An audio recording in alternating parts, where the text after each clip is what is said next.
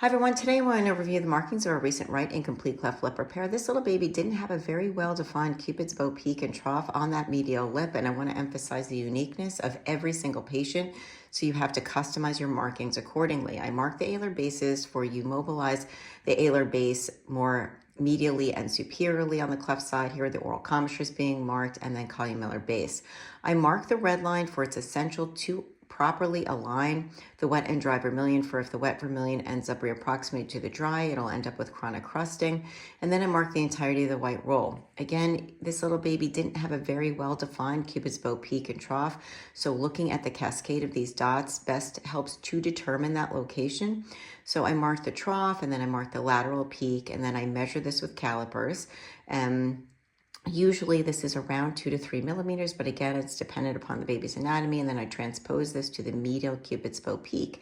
And from this medial Cupid's bow peak, I gently draw on the rotation flap, and the severity of the rotation depends upon how much length I need to the lip, but I don't extend this beyond the philtral column on the opposite side and the C flap that I usually use to reconstruct the nostril sill. Here's the mucosal flap with a concavity because the vermilion is thinner on this non-cleft side, and the Z-plasty release of the upper lip frenulum, which is essential for proper rotation of that medial segment.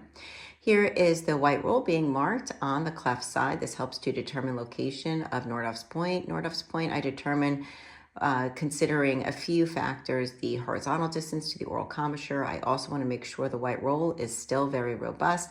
And I do want to mark it essentially where the vermilion is the thickest as well. So I use all of these parameters as well as the vertical distance that I compare to the non-cleft side to determine the location of Nordhoff's point. And here is mucosal flap being drawn with a convexity to be inserted onto the non-cleft side because the vermilion is thicker.